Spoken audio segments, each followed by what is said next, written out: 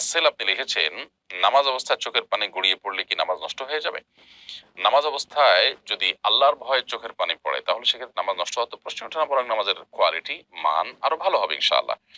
আর যদি আল্লাহ তাআলার ভয়ে চোখের পানি না পড়ে শুধুমাত্র আহ আপনার কোনো বাহ্যিক জাগতিক কোনো কারণে চোখের পানি পড়ে থাকে তাহলে সেক্ষেত্রে সেটা অবশ্যই নিন্দনীয় যে বাহ্যিক কারণে চোখের পানি পড়েছে। তারপরও তাতে নামাজ নষ্ট হবে না যদি কোনো আওয়াজ না থাকে, জাস্ট চোখের পানি পড়েছে। তো চোখের পানি পড়লে নামাজ নষ্ট হবে না। যদি আপনি দুনিয়াবি কোনো কারণে, ব্যথার কারণে আওয়াজ করে কান্না করেন তাহলে নামাজ নষ্ট হয়ে যাবে। আর যদি দিনই কারণে আখিরাতের কথা স্মরণ হয়ে আহ আপনার কান্না আসে তাহলে সেক্ষেত্রে এটা প্রশংসনীয় হয় বরং। তাহলে সেক্ষেত্রে চোখের পানি কোন অবস্থাতে নামাজ ভঙ্গকারী হয় না, নামাজ নষ্ট হওয়ার কোনো কারণ হয় না। তবে সেটা যদি আখিরাতের কারণে হয় তাহলে সেক্ষেত্রে সওয়াবের বিষয় সেটা আরো প্রশংসনীয়। আল্লাহর ভয়ে কান্নাকাটি করা ভালো জিনিস। আর যদি দুনিয়ার কারণে হয় তাহলে সেটা প্রশংসনীয় যে নামাজের মধ্যে আপনি দুনিয়ার ভেতরে প্রবেশ করেছেন।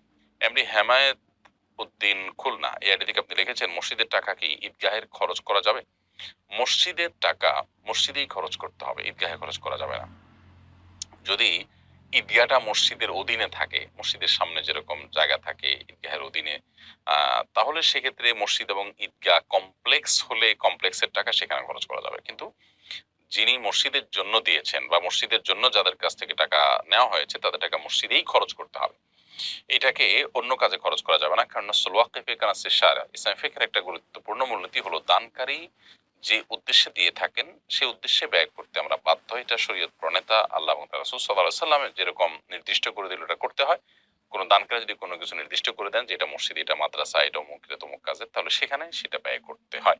ফাতেমা বেগম আপনি লিখেছেন, রুকু থেকে ওঠার সময় বিসমি আল্লাহু লিমান হামিদা ভুলে গেলে কি নামাজ হবে? সামি আল্লাহু লিমান হামিদা আপনাকে বলতে হবে। এটা আপনি যদি ভুলে যান শেষে সেজদাও সহ দিয়ে দিবেন, যেহেতু আপনি ওয়াজিব তরক করেছেন।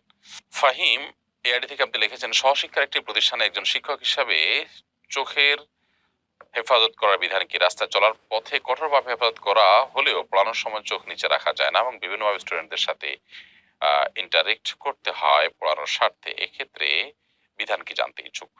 দেখুন, জটিল যদি সম্ভব হয় মেয়ে শিক্ষার্থীদেরকে আলাদা করে বসানো বা গ্রুপ করা বা এমনভাবে বসানো যে আপনি যে নজরকে হেফাজত করতে পারেন সেই চেষ্টা করবেন।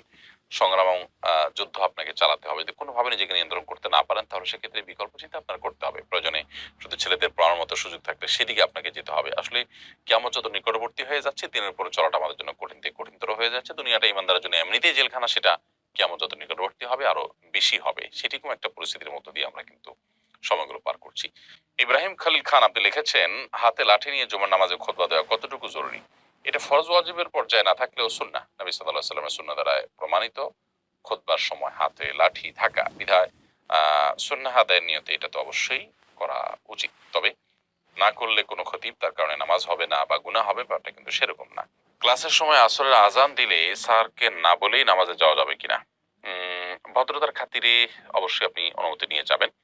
যদি অনুমতি নাও দেয়, এদিকে নামাজের রক্ত চলে যায়, সেক্ষেত্রে আপনাকে চলে যেতেই হবে। সেক্ষেত্রে আপনি অনুমতির জন্য আর অপেক্ষা করবেন না। কিন্তু অবশ্যই ক্লাসের যে নিয়ম নীতি আছে সে আলোকে স্যারকে বলে অনুমতি নিয়ে তাকে ইনফর্ম করে তারপরে যাবেন, সেটাই উত্তম। ইসলাম আমাদেরকে সৌন্দর্যের পথে চলতে বলে।